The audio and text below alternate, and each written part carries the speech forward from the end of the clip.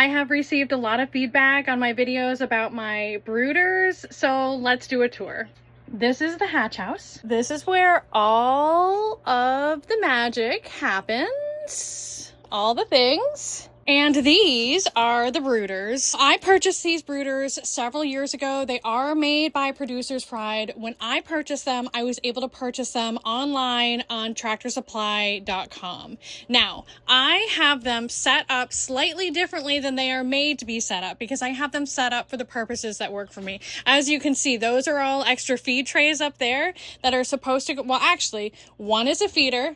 Food goes here, and then these trays are supposed to go on the back side here. Okay, this is supposed to be flipped over, and that feeder goes down here. I set it up this way, one, because I like to use these feeders because I like to be able to take them out every day so that I can clean them, and two, I like the lower ventilation down here. The second way that I have augmented these brooders is that you see up top over there, well, can you? There is like a hook right there up top. These brooders come with big heat plates that are really almost, I mean, maybe not almost the size. They're slightly smaller than the roof, but they're very big, and they sort of lower down, but they only lower down to about here. They didn't get low enough to where I felt like they were useful for the chickens. I didn't like the heat plates that came with the brooders is what I'm saying. Yes, they do come with heat plates, and if you like them and they work for you, I support it. I ended up selling all mine, and instead I just opt to use these Rent-A-Coop brooder plates because it's what I'm comfortable with. So you have your feed trough here. You could have a water trough on the other side if you wanted. This is kind of like a plastic hardware cloth. In general, the poop is supposed to fall through, and then the poop falls through into here. This thing totally comes out, and then I just take it outside and I scrape it clean using this. This is my pooper scraper. Don't judge me. This is the chicken business. It's a shitty job and somebody's got to do it, like literally. My favorite part about these brooders, everything comes right off. All these walls come out. This piece right here comes right out. Every single piece of this, these come out easily. Every single thing comes apart and breaks down to this metal. So I can just take all of these pieces out and I can hose them down when I'm ready to clean the brooder. And it's very simple to put back together. And as you can see, they are designed to be stackable. These handy dandy things down here, Hank made for me. They have wheels on them so that I can move them around in my hatch house to different places if I want.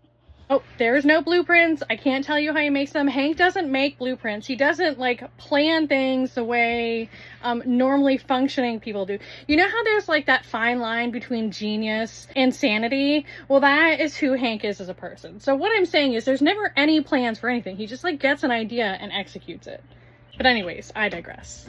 Okay, so these brooders are like listed that they will hold 20 chicks, and they do hold 20 chicks when they hatch, but those 20 chicks outgrow this space very, very quickly. These chicks right here are maybe like a couple days old, and I would say this is why we're starting to build an outdoor brooder already right now, because these babies are going to outgrow this space. I would say probably within 2 weeks, I'm going to need to scale back the chicks in here to be no more than 10, and it's going to get like less and less each week after that. You're cute. Honestly, it's the same way with these brooder plates too. These brooder plates are labeled to be able to work for like 20 chicks, but these chicks grow fast. And as these chicks age up and grow up, they're not going to fit 20 chicks for very long. Maybe for like the first week to 2 weeks of life, sure. Isn't it interesting how they're all piled back here, like behind the brooder too? I think it's because the heat kind of accumulates back here in the corner, like around where the plastic is. It like radiates. I have been really fortunate, and I've worked really hard so that every single year in my chicken keeping career, I've been able to upgrade a little bit. And I gotta say, these brooders have been one of the biggest lifesavers. Really, it's the ability to clean them and the ease of access to them. And this little poop tray down here. I mean, honestly, it might even be simpler with that poop tray to put like some puppy pads down, and then you wouldn't even need to scrape it out. You could just like rip the puppy pads out.